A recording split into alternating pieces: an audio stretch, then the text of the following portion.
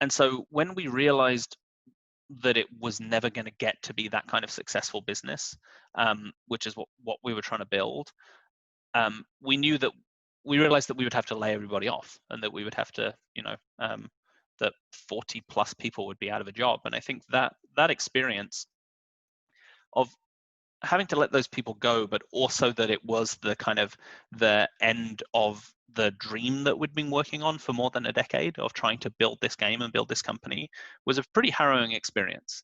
And there were people who we had convinced to move across the country to come, join us on this, join this company that was our passion project, and this, the thing that we had a vision for and we really wanted to do. And so I think that when we shut that down, that was just a really hard time.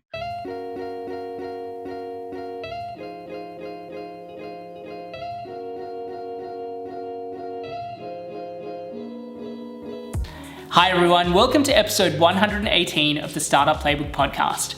I'm your host Rohit, Bhargava, and each week I interview successful founders, investors, and subject matter experts on how they got started, the strategies they used to succeed, and their advice to current and future entrepreneurs. I'm delighted to have Cal Henderson, the co-founder and CTO of Slack, as my guest for this episode. Cal has co-founded 2 successful startups with his co-founder Stewart Butterfield from the ashes of failed video games. Initially, he co-founded photo sharing app Flickr, which was later acquired by Yahoo. And today, he's the co-founder and CTO of Slack and manages the technology behind the growing platform. Slack is a team collaboration and communication tool that publicly listed on the New York Stock Exchange in 2019, and as of June 2020 has a market cap of $18 billion.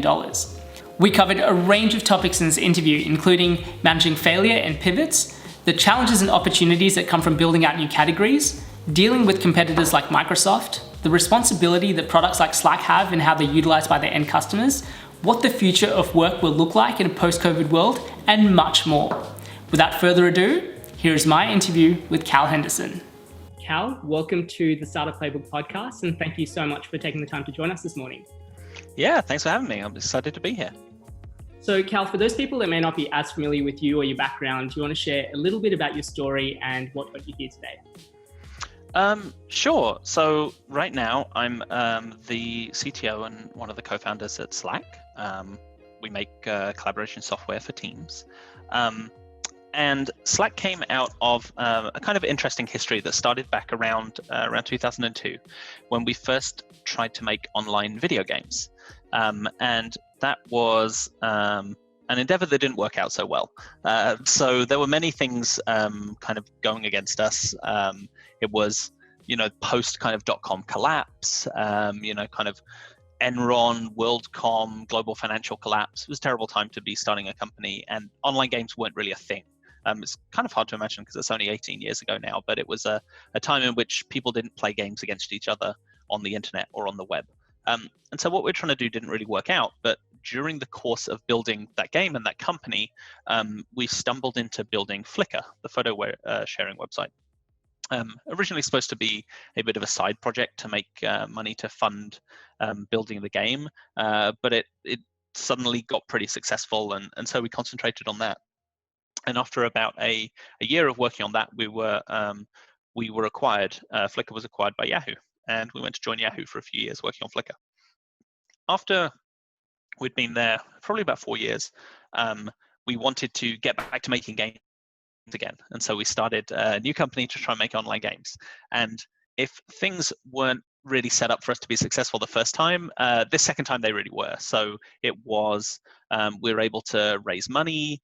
It was, the web and the kind of tech industry was in a much better place. We had a track record with Flickr, and online games were really taking off. It was kind of the age of Zynga and Farmville, and it seemed like like an industry that was going somewhere.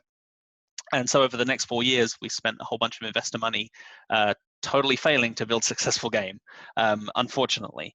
And I think what we wanted to do really just wasn't going to be a viable business. And as we shut that effort down, and we were trying to figure out what we wanted to do next, and we knew we wanted to keep working together. And as we were trying to think of ideas, we realized that the set of tools that we had built to work with each other when building this game in a distributed fashion. We were split between San Francisco, New York, and Vancouver when we were working on this game. Oh, the game was called Glitch, by the way. There is possibly somebody listening to this who played it, but pretty unlikely. It was not hugely successful. We realized that the set of tools that we'd put together to allow us to work together building the game would be useful to other people. We thought we would always want to keep working that way together in the future. And so perhaps other teams just like us would find it useful. And so we turned that into Slack the product. And then, what are we, 7.5 years later, here we are. It's a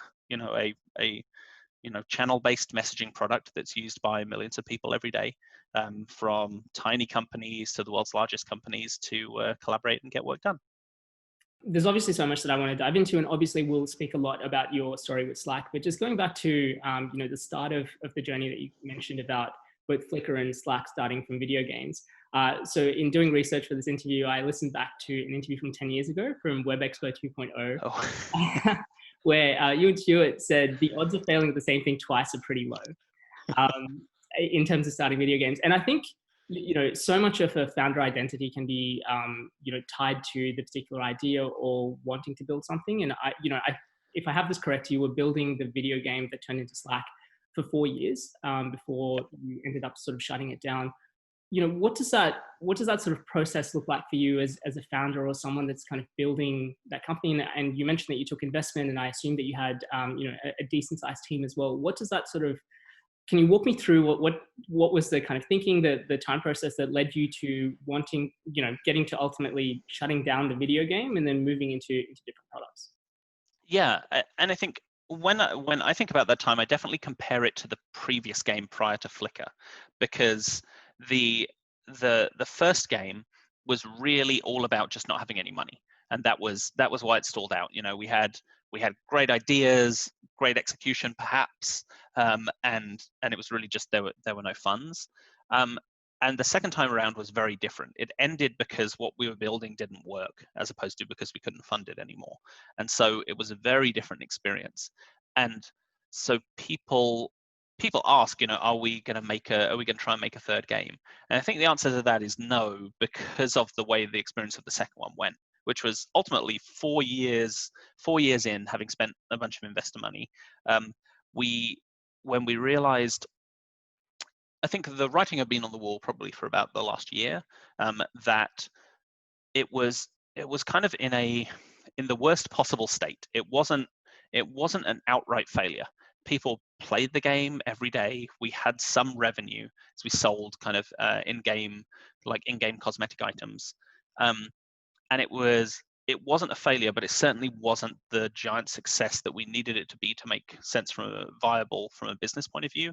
And we had 40, 50 employees spread across the world working on, artwork, animation, sound, level design, as well as engineering and, kind of back office. And so when we realized that it was never going to get to be that kind of successful business, which is what we were trying to build,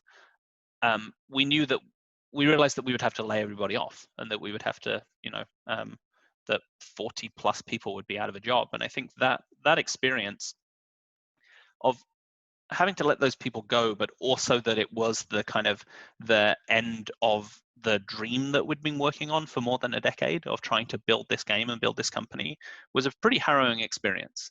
And there were people who we had convinced to move across the country to come, join us on this, join this company that was our passion project, and this, the thing that we had a vision for and we really wanted to do. And so I think that when we shut that down, that was just a really hard time. It wasn't not from like an investor point of view. Our early investors, who were VCs, Excel and Andreessen Horowitz, we didn't really have trouble with them. They, in fact, when we were shutting the game down, we went back to talk to our investors. We had a little bit of money left. We shut it down before we completely ran out of runway. They weren't really interested in having the remaining money back. They said, go and see what you can do with the rest of the money that you have. and in fact, when we ended up kind of pivoting into enterprise software, I think they were quite happy. It was definitely an industry, an area in which they were much more familiar than online video games. But I think the downside to it was definitely having to let that many people go and realizing that the thing that we'd had a vision for so long was just not going to be possible, or we weren't capable of executing against it, I guess. And so that was a really difficult experience. But coming through that, we knew that we wanted to keep working together. We knew that as a team, we really loved working together and the way that we worked and the complementary set of skills that we had. And so I think that cemented us working together, but not necessarily on that particular project. Yeah, I was just about to ask as well, oftentimes when we kind of talk about hiring or building teams or bringing on co-founders, a lot of it is around a shared vision and mission of what it is that you're building. And obviously trying to do that for a video game, I assume, is very different to doing that for an enterprise product like Slack. Again, can you kind of walk me through? So the team or the co-founders decided that they wanted to sort of continue working together as well. What did that process look like in terms of, deciding and finally settling on Slack? What did that process involve? Yeah, I think going back to Flickr, our success with Flickr was in a consumer, kind of consumer web space, and all of our backgrounds were in consumer web technology. They weren't in games. None of us came from a gaming background. We never worked on successful gaming projects. That wasn't true of all of the employees who worked on Glitch, the second game.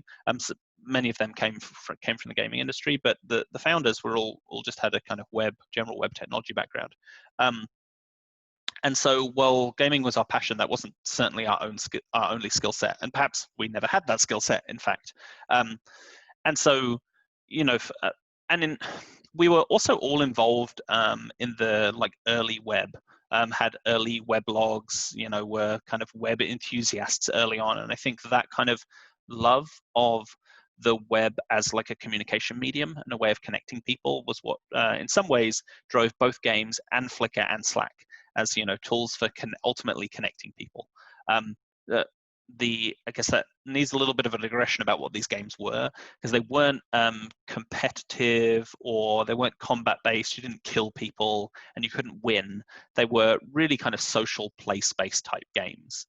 I guess the nearest analogies would be things like The Sims or Second Life, but exploratory world building collaborative kind of games. And so the things that we were building were ultimately, kind of leveraging what I think the internet is great at and was built for, which is communicating and connecting people. And so it was not a crazy pivot to where we started with Slack. And when we started doing Slack, we definitely didn't really see it as enterprise software, software for large companies, so much as we did just software for the workplace. And in the original kind of pitch deck for Slack, we said that it was a tool for teams of 5 to 50 people.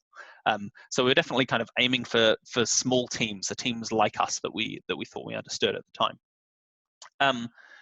But it's funny looking back at that time when we were shutting the game down and trying to decide what we wanted to do next, because for a while in collective memories, it was a really long period. And we all thought this for some time, that we went on for maybe months, thinking up a ton of ideas and narrowing in on the final idea that we picked.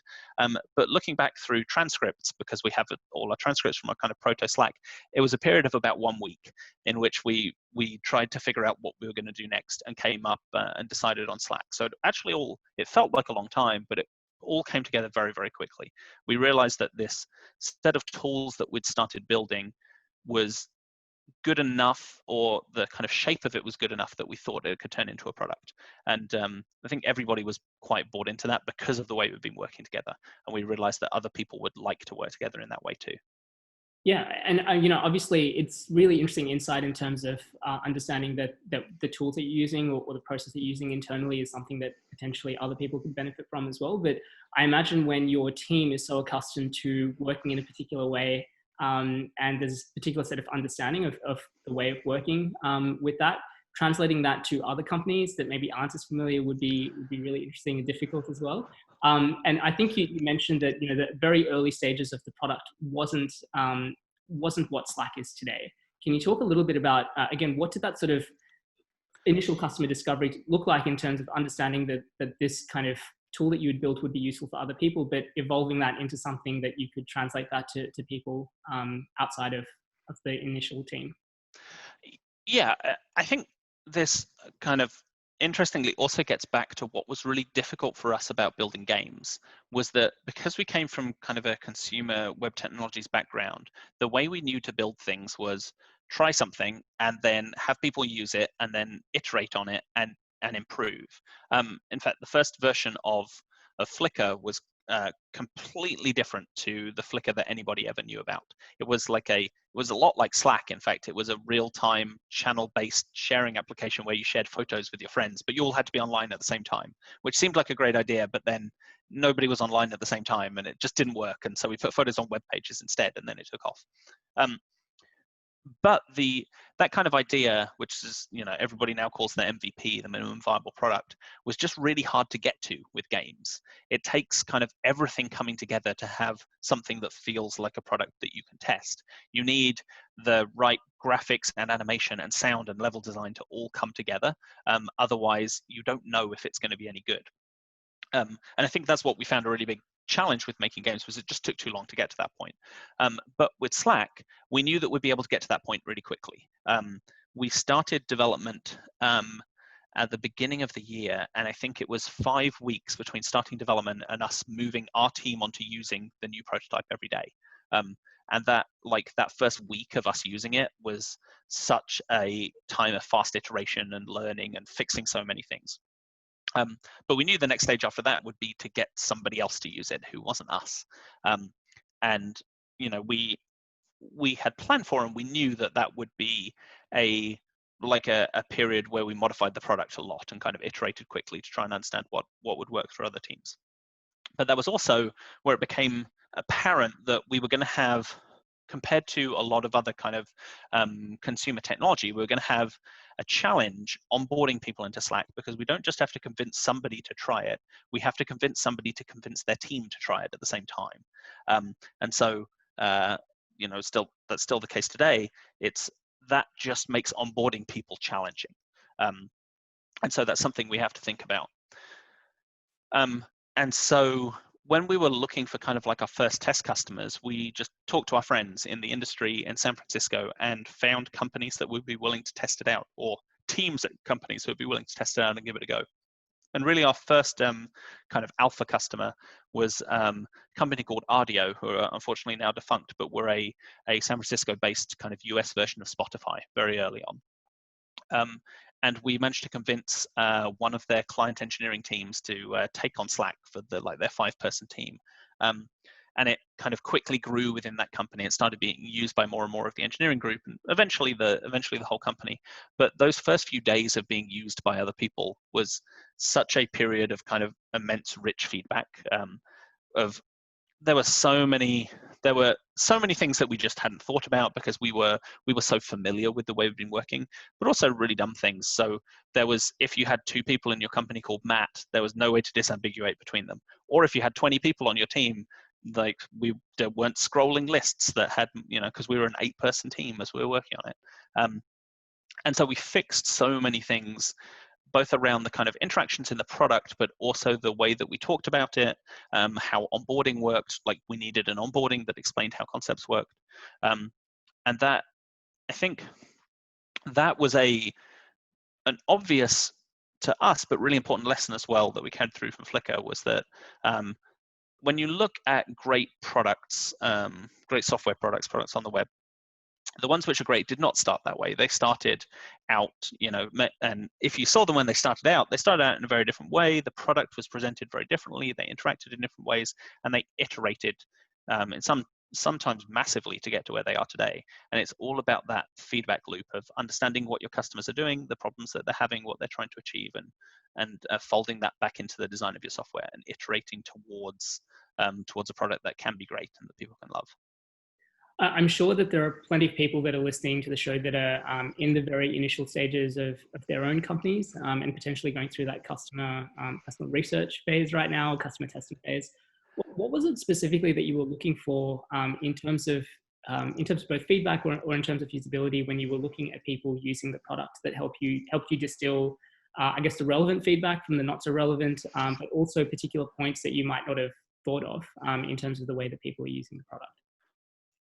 Yeah, I think it's a tricky one because you're, in some cases you're looking for, it's a blend of stuff because you're looking for how people are, both how you can get across your idea about how something should be used. So if people don't understand how product works or what it's for, making sure you can get that over to people, but also understanding kind of your implicit kind of biases about how you think people act, and especially tools in the workplace, how different teams work, and different teams all work differently, have different ways of interacting, different modes of interaction, and so part of it was how do we better position and explain the software we're building, and then part of it is how do we build better software now that we understand the way different teams work.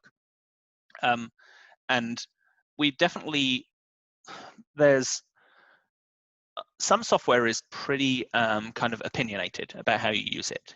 I think this is especially obvious in task tracking software.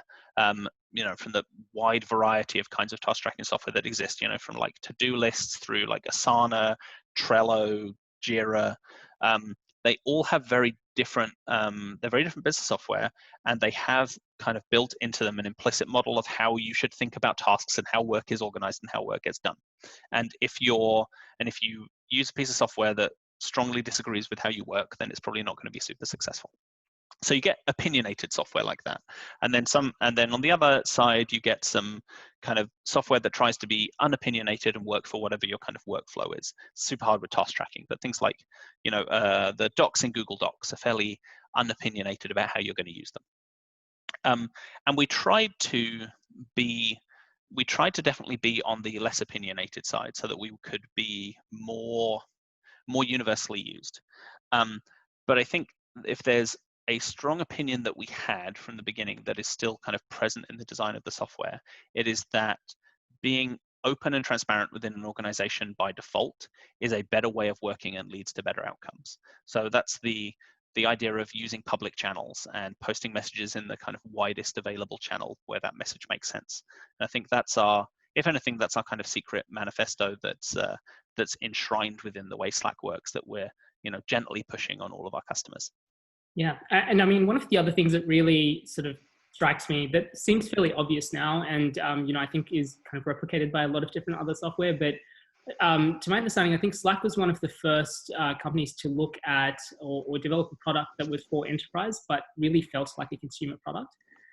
How strategic was that, or how much did that sort of come from the background of the team building games for the last 4+ years, and just having the sort of natural skill set and the way that you thought about building products? I think a little bit of both and a little bit something different, which is that it's the way we knew how to build products that could be successful. I think that we didn't consider ourselves an enterprise software company, and for a long time we weren't targeting large enterprise. But it's also the only way we knew how to build software. We didn't know how how I think some classic enterprise software is built, which is that the product isn't hugely important. What matters is how you sell it, and how you sell it to the CIO, and how you position it against competitors and stuff like that. And we were just really concentrated on, if we make software that people love to use, then people will inevitably pay for it, and you'll have a successful business out of that. And that was because we didn't really have any experience in the enterprise software segment. And early on, we definitely didn't think of ourselves as an enterprise company. We were targeting small organizations where purchasing decisions, or at least use decisions, tend to be made, fairly directly by the people who are going to be using the software. And so when we started out as just a kind of self-service business of you go to slack.com, you sign up, and maybe you put in your credit card, it was really all about how can we get people to the stage where they're finding it really valuable. And that's really all about concentrating on the end user experience. And still highlights what is, I think, one of the biggest challenges for us today, and will be for a long time, which is that because Slack is a new category of software, we don't just have to show people that it's better than something else. It's not just 20% better than the previous thing you were using for exactly the same job. It's a new category, and we have to educate people on what that category is, why you would use this software, and what it's good for. And there remains a pretty big gulf between people who use Slack and understand what it is, and people who haven't used it before and don't understand what the category is at all.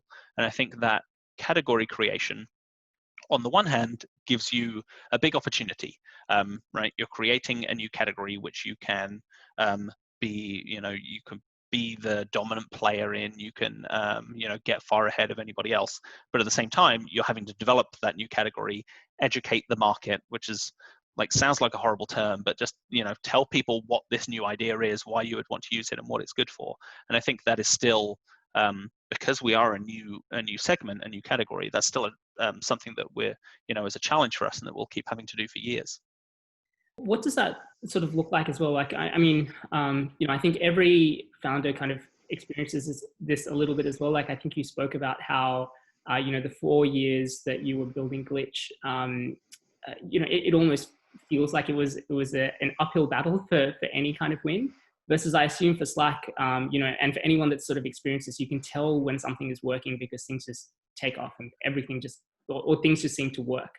When you can see this sort of new category that you've built and the product itself working, how do you sort of think about doubling down on that, or how do you sort of capitalize on that, or what does that sort of next step look like when you realize that actually what you've built is something that people want and is starting to grow? I think that definitely when compare the first 6 months of Slack, or the first year versus the 4 years that we've been working on Glitch, the success was just kind of orders of magnitude different.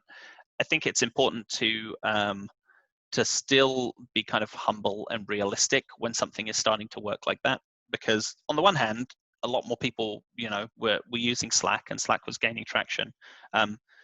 On the other hand, there are so many people in the world that could be using it, and we're barely scratching the surface. So still, the majority of our potential audience has no idea what it is or why they would need it.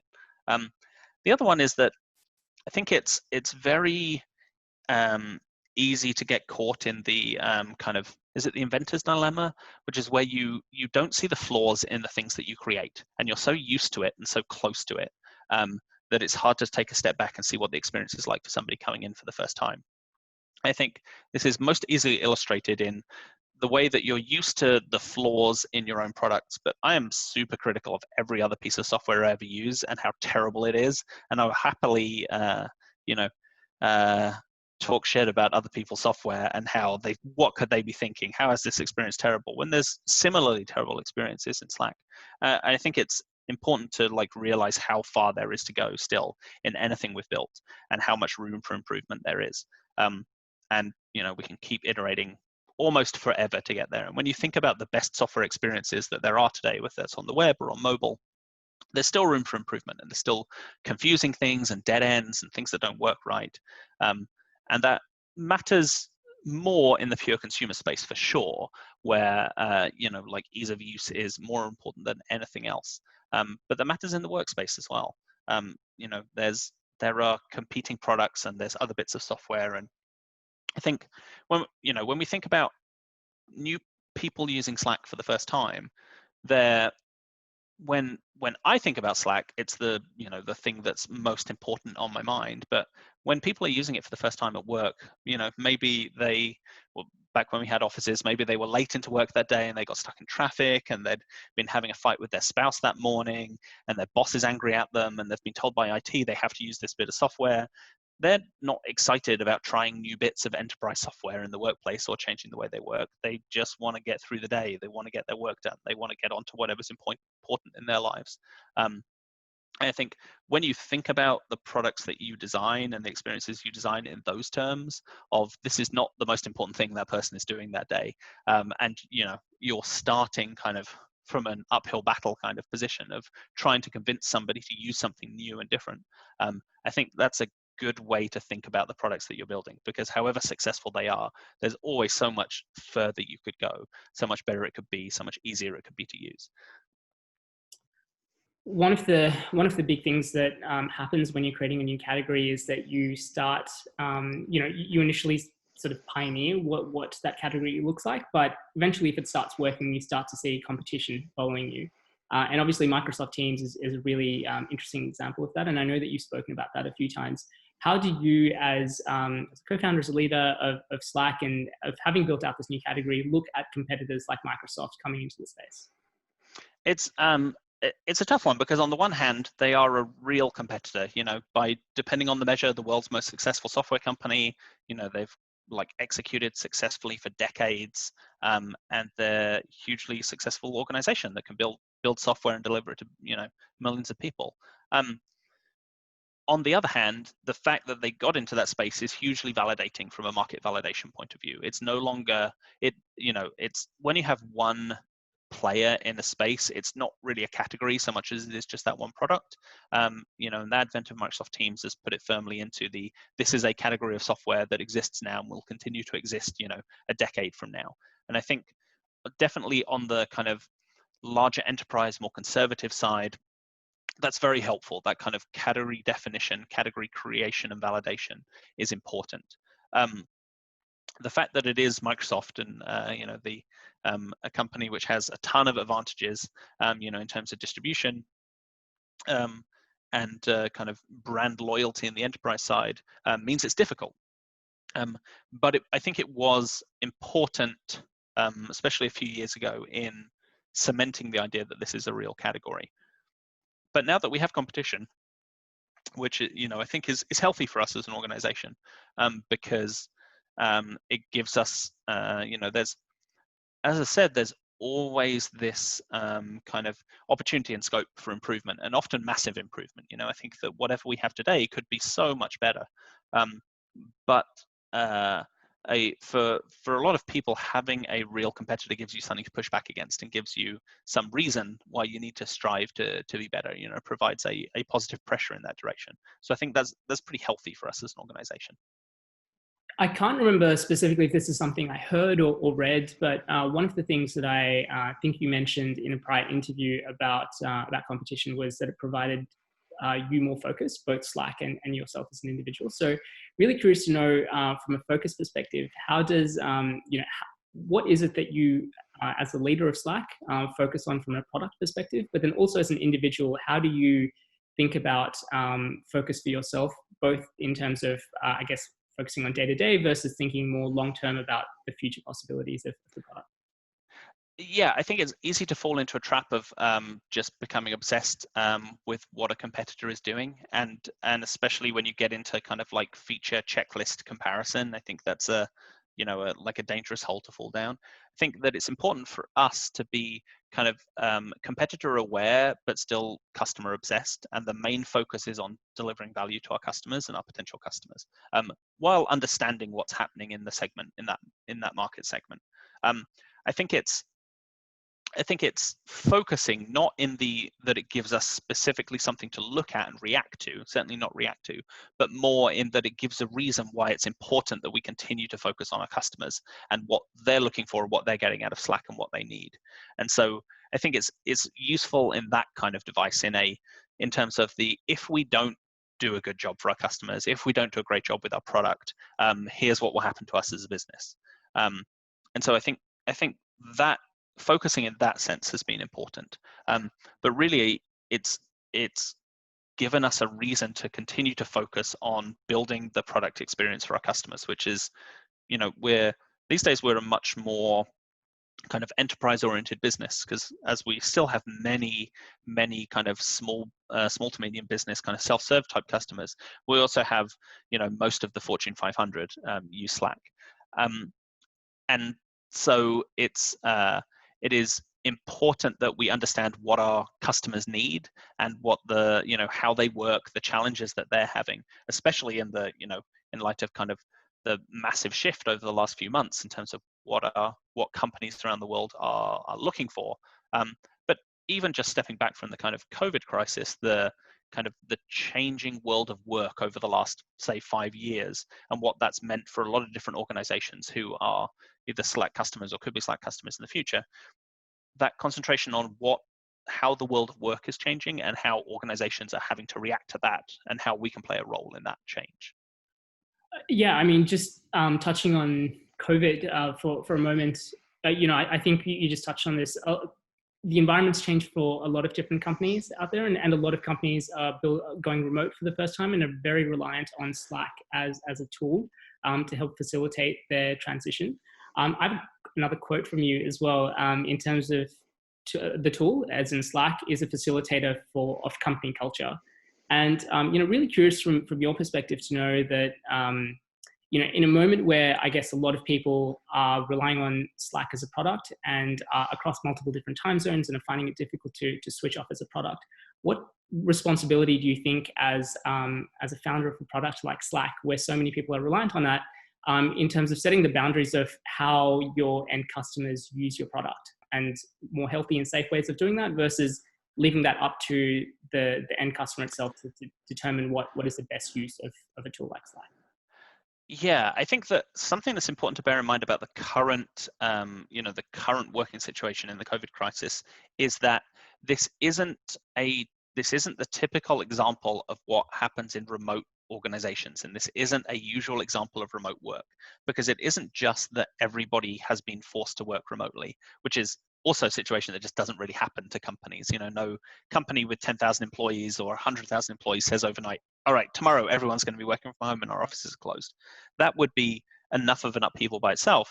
But it's also happening in the context of people having, schools being closed, having no childcare, of people not having a home office set up or the equipment that they need to be able to work, and also caring for sick family and relatives through this process as well.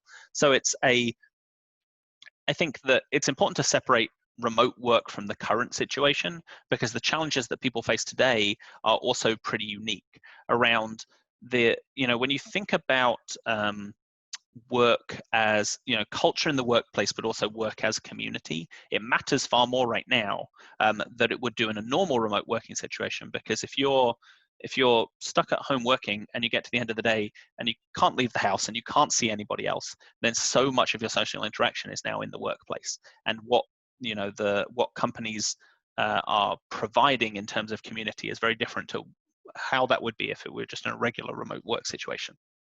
So all that said, I think that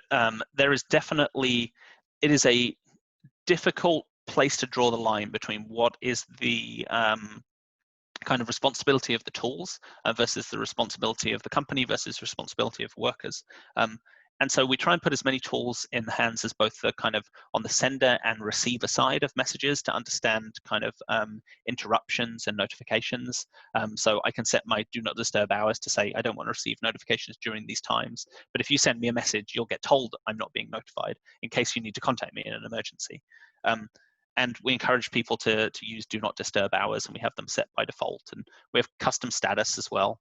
Encourage people to say when they're taking time off, or they're not available, or they're in a meeting, and you can hook that up to your calendar as well, so your calendar can automatically tell everybody else what's going on. But I think that one of the definite challenges with pushing so many people into working from home in such a short space of time is that even before that, with the kind of the rise of the smartphone being so ubiquitous in how we live our lives, is that this erosion of the difference between being at work and not. And it's easy to fall into a state of always being in a semi-working state. And I think that's happened even more with people forced working from home, because at least in a kind of an office situation, you have the commute as like a hard line between you are now in the office, you're now not in the office. And I think that is something that we see both in our company and in our customers, people struggle to deal with, is the kind of separation of being at work and not. And especially for companies that have a lot of young workers who live alone, and the only social interaction they have with people is at work, maybe they're comfortable working a lot more because or being at work a lot more because that's the social connection that they get. And for other people, who are have childcare responsibilities, they just don't have that level of time. So I know it's a very anomalous situation right now in terms of kind of work-life balance. But I think in a post-COVID world where we're going to see a lot more remote work or flexible work, for sure, in our industry at least, I think that's one of the biggest challenges, is kind of work-life separation. And while a tool like Slack, the software that you use, can't enforce that, I think we're definitely very cognizant of providing tools to allow people to self-regulate, whether that's kind of at the company level or the individual level, in terms of setting boundaries of I want to get notifications, I want to be working right now versus I don't. And I think that's very healthy to set those, and we definitely encourage everybody at Slack to set those in a very healthy way. Yeah, I mean, in terms of, I think a lot of that gets fed down from the top, from the leadership as well. Like, I think I read somewhere that you work 7 hours a day. Is that correct? I read that article. It was definitely a little bit misleading. But I think that personally, since I had kids, which actually happened, my first son was born during Slack. I have a couple of kids now.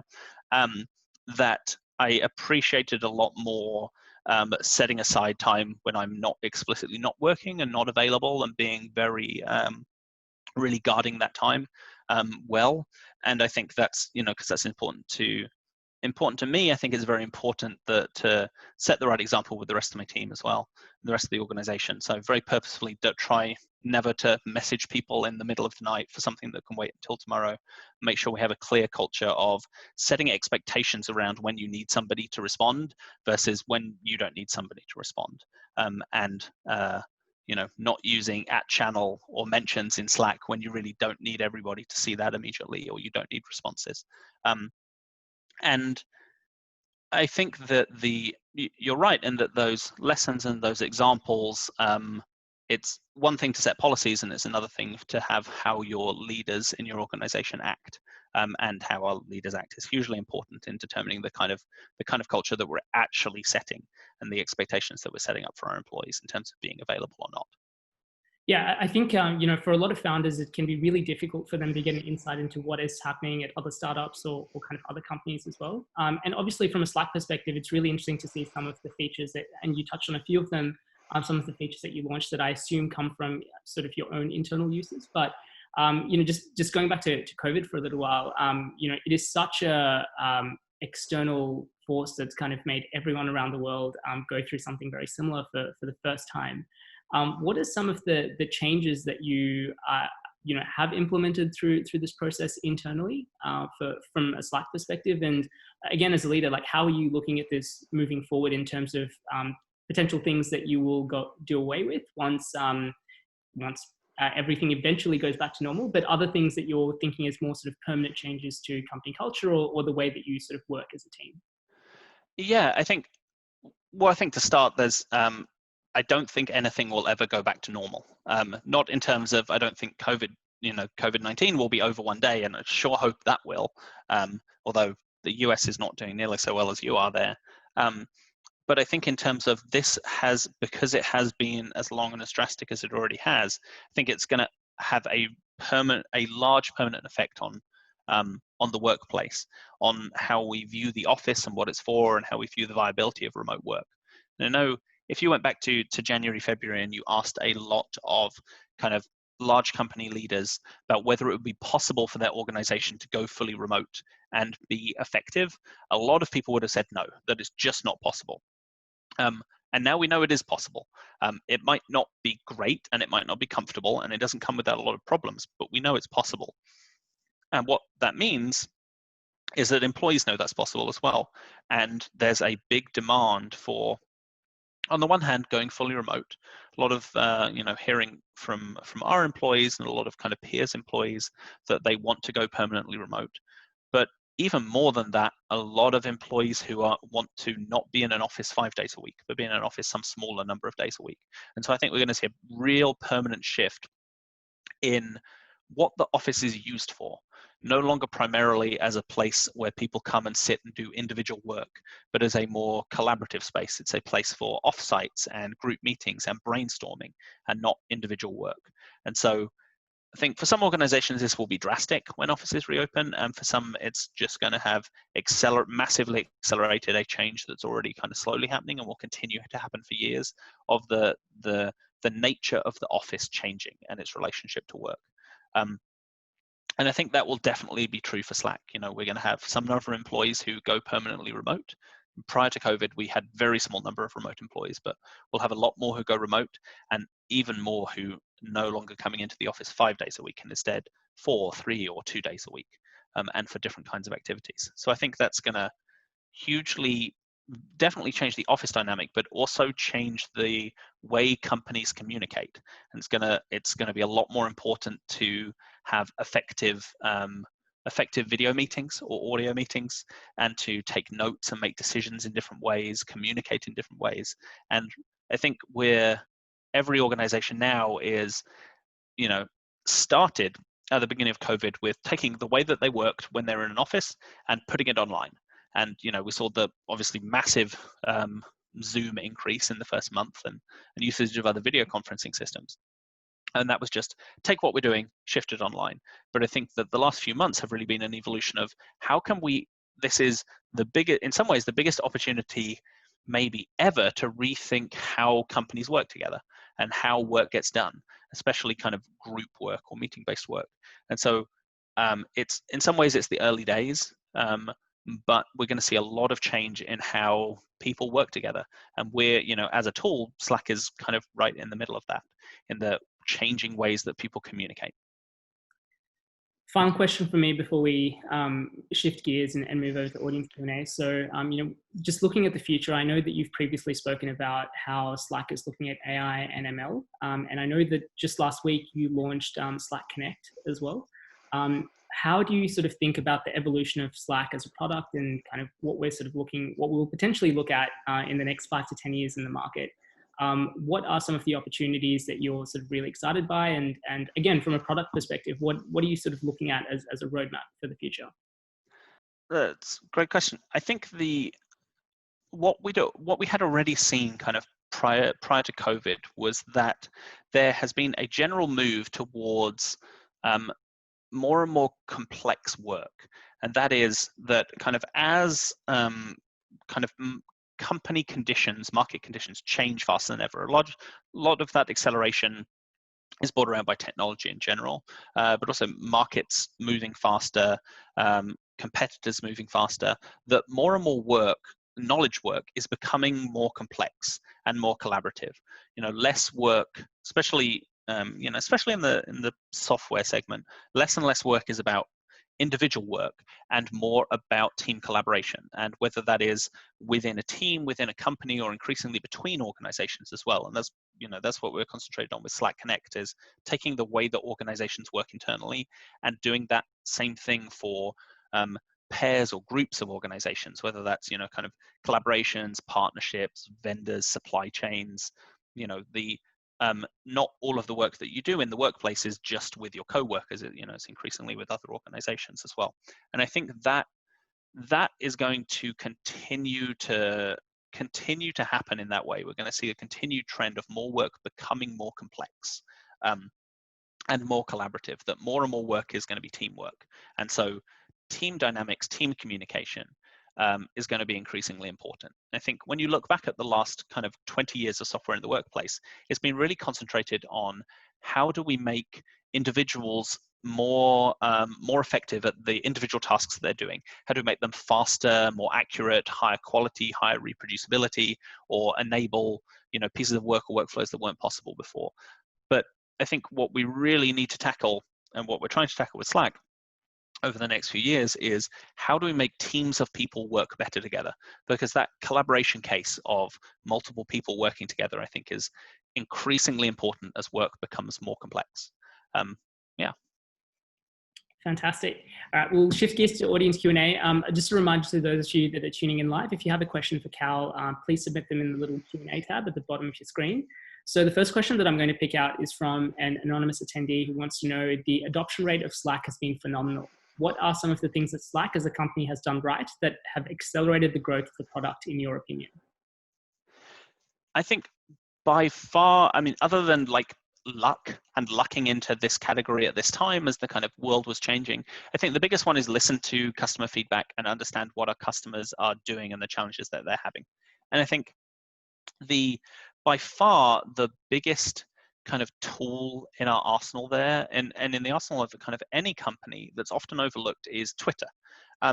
In a kind of world before Twitter, if you used a product and you found not not that it was so terrible that it made you kind of seethe with anger, but was just bad. Like something was broken about it, or was a poor experience, or you wouldn't recommend it to a friend, you might possibly tell a friend or a spouse about it, but more likely you would just be a bit mad and then move on with your day.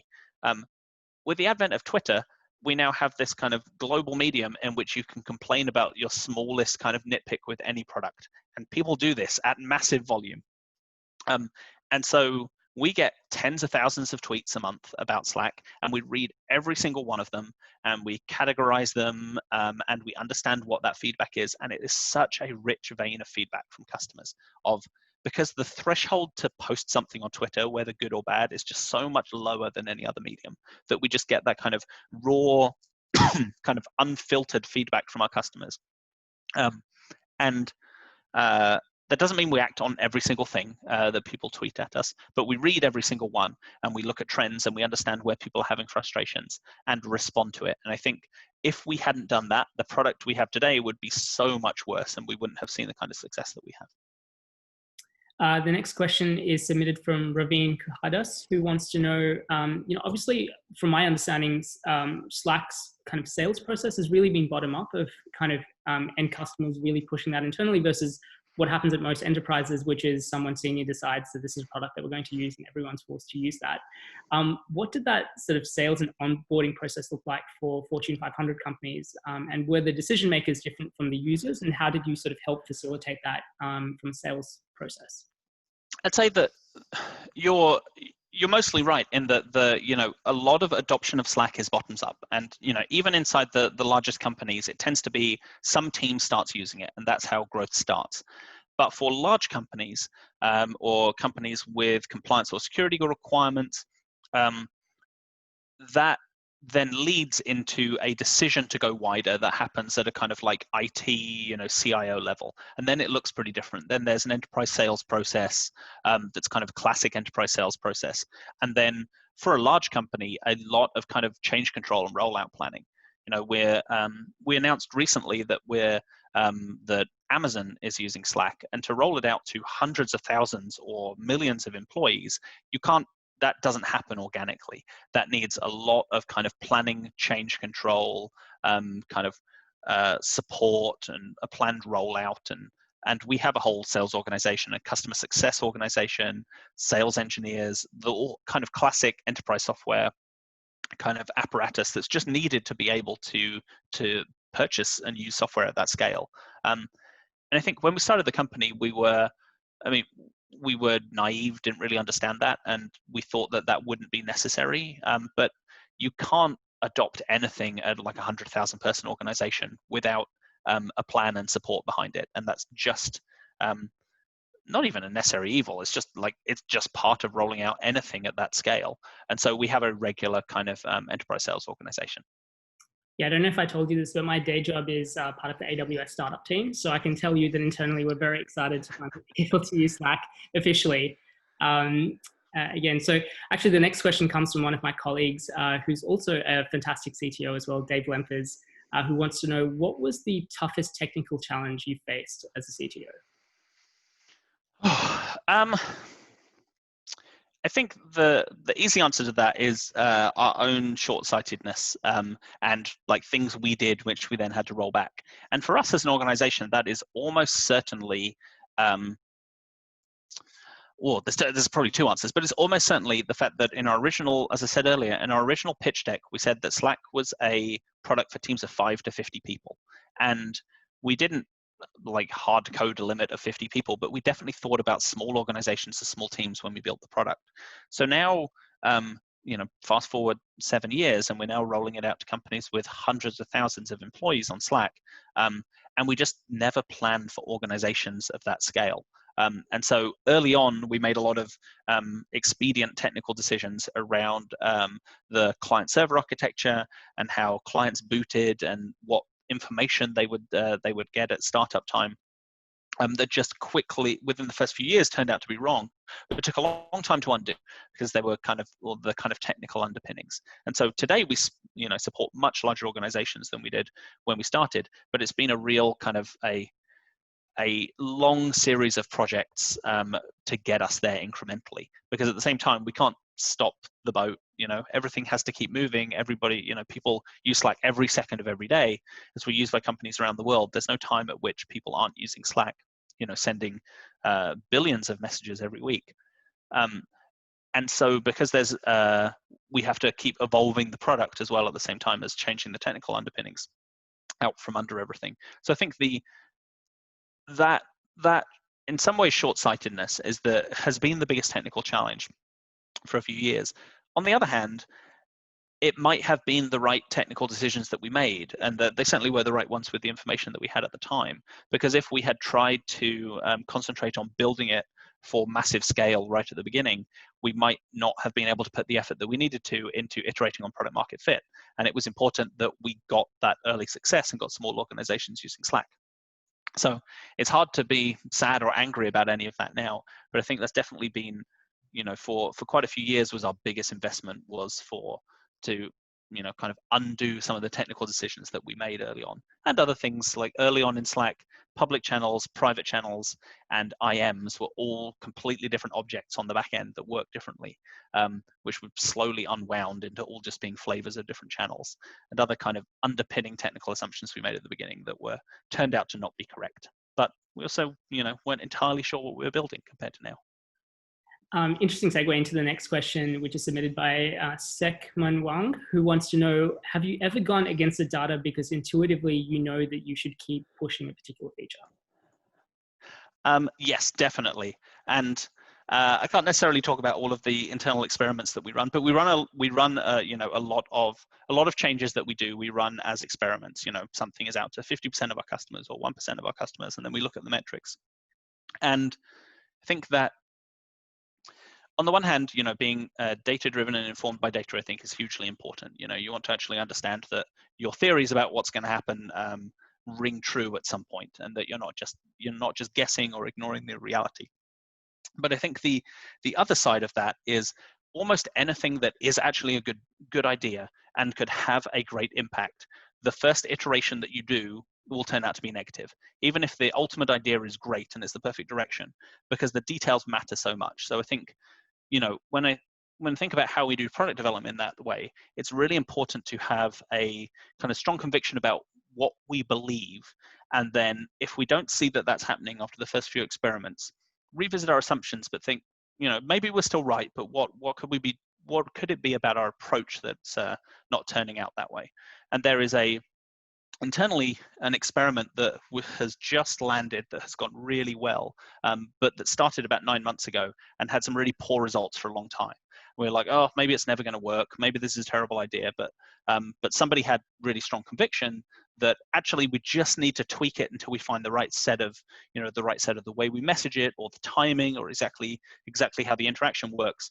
And then we hit on it, and it was a great success. So I think that it is an important balance to kind of tread that line between having strong conviction and paying attention to the data, because also many of our ideas just turn out to be wrong.